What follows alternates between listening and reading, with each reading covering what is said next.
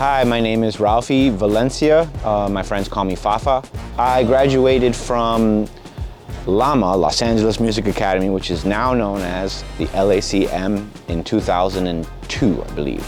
And we are here at the beautiful Fontainebleau in Las Vegas. I am the bassist for the artist Mr. Worldwide, Pitbull.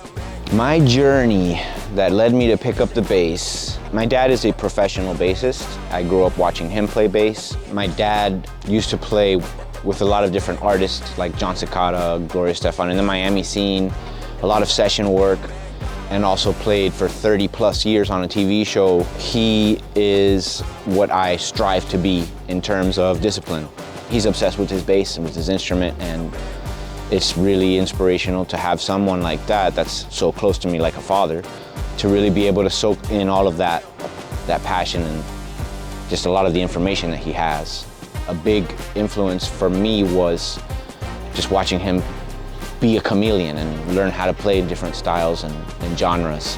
I mean, just being able to grow up around them and seeing them do what they do 100% was the seed that grew for me to become the person that I am, the musician that I am. And it's not an easy industry to be working in. It's hard. And a lot of people think that once you get a gig like this, that's it, you're done. You don't have to you gotta keep hustling. When you're back home, you need to keep gigging. You need to take up session work. It is a non-stop grind. It wasn't until maybe the 7th grade I took an elective class to learn how to play acoustic guitar. So I learned some Nirvana power chords and stuff and tried to translate that over when I got home and picked up my dad's bass. He saw me trying to play Nirvana power chords on a bass, and he pretty much told me, hey, if you're gonna pick up my bass, you're gonna learn how to play it. And then he started giving me lessons from there. I fell in love, got bit by the bug of music, and been chasing that ever since. So my uncle, Camilo Valencia, God rest his soul, he was working on a project that has been in the works for about 12 plus years with his good friend Richard Bravo, who is the percussionist for Juanes. I was able to contribute the bass for the majority of that album. And on one of those songs, my dad composed and arranged a song called Songo Bop. Right before my uncle's passing, he submitted the album to get Grammy nominated and didn't tell anybody. And he submitted his brother's song for it to be nominated as well, and didn't tell him either until we found out after everything, after the funeral, that hey, got nominated for a Grammy and it looks like it's gonna make it to the final 4 or whatever. And so my uncle ended up, and Richard ended up winning Instrumental Album of the Year. And along with that, my father won his first Grammy as well as Arranger of the Year for that song. So it's a very special project for me because it has my dad, it's got me, and it's got my uncle, and it's the only one that we'll ever have with the 3 of us working together like that. When I was 17, I was not a great student in high school, to say the least, but I met up with a friend of mine that was in the high school jazz band with me. He was the drummer, his name was Older. And we formed a Spanish rock band together, a power trio of me, Older, and his brother Ademar. And they had the idea to just, let's pack our bags and drive to LA and make it as a band. You know, the typical dream. So with my parents' approval, and knowing that I was already kind of struggling and not gonna graduate on time in high school, I left. I dropped out of high school. I packed my bags, drove to LAMA, to LACM, submitted an audition tape to Tom, and was blessed and lucky enough to receive a scholarship to go. That was the beginning of what ended up changing the trajectory of my life, especially for my career path, into becoming a musician. They gave a lot of golden nuggets of advice and information. With Ed, I feel like my understanding of harmony and the way that I think when I am taking a solo or I am approaching something as a bass player was fundamentally shaped by him.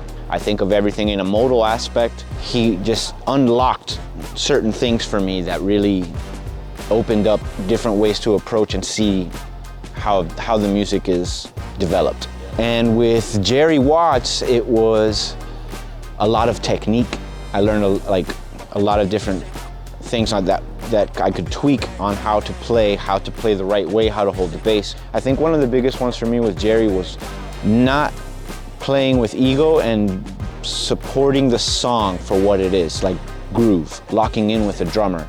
And with all of the educators that I had over there, I think the biggest thing that LACM has to offer is you're not only sitting with other peers that are learning your instrument, the same instrument as you, but you're also put into scenarios with other professional local musicians and otherwise national well-known musicians, and seeing how to interact with each one. That was huge for me, just being able to kind of pick their brain, see how they play, see how they approach things. So after graduating from LACM, I came back home, got my GED, and then started to attend the community college over there in Miami-Dade. Started a band over there. It was a hip-hop jazz group named Artificial. We gained some acclaim. We had a 12-year run of that. And then not too long after that, I did a session at the Hit Factory with a DJ producer friend of mine named Infamous. And the co-producer of that client was Matt McGinley, the original drummer and member of Gym Class Heroes. So we kind of hit it off because Gym Class is a hip hop group and I was 12 years deep into a hip hop group, so I was picking his brain and just getting all the advice that I could get from him. And that session ended. I didn't hear from them for maybe about 4 or 5 years. And then I got a call out of nowhere saying, hey, our bass player dropped out. Would you like to go on tour with us, with Gym Class Heroes?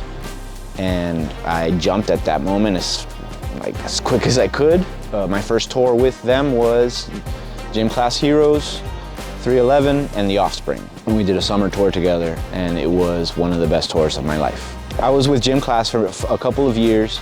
Pandemic came, and then everything stopped. I kind of got burnt out in the Miami local scene after that and decided to go and visit my family that I had that lives in Alaska. Not really playing, not just kind of picking up session work, but not really playing any kind of live shows or anything. And I got a random call one day from Carlitos Poke, our drummer, who I used to play with in the Miami scene. We did a bunch of local gigs together, and he called me and he said, hey, Leo, the original bass player, is on his way out, and they were looking for a replacement or a sub so that he can kind of do both.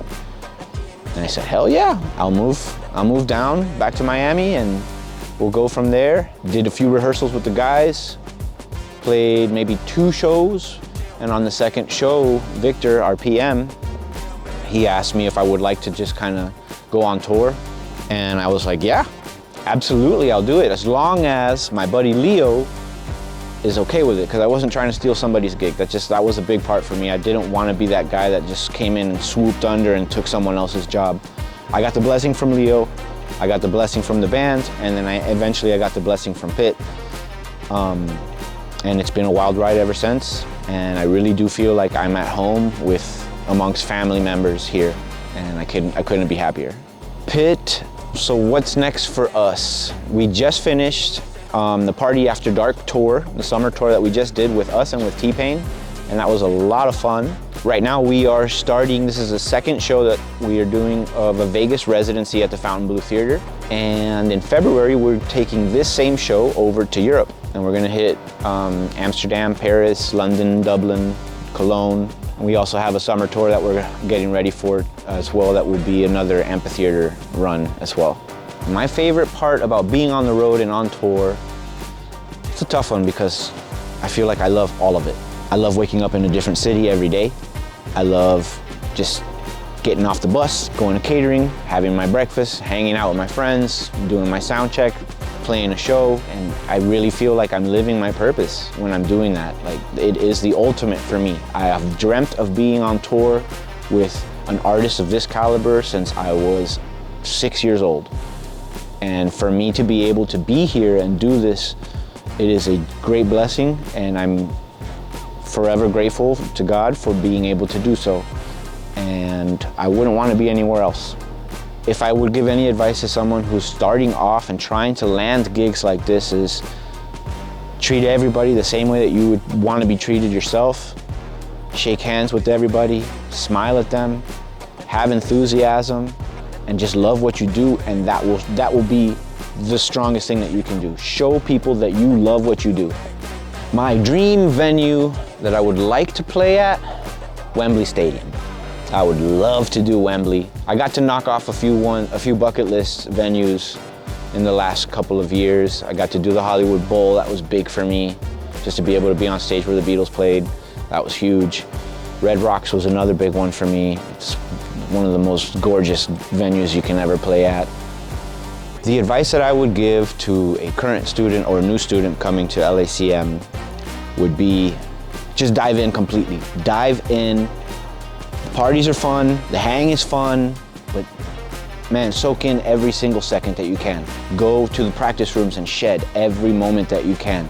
Ask the teachers all of the questions, and don't take it for granted, because it's gonna be over like that.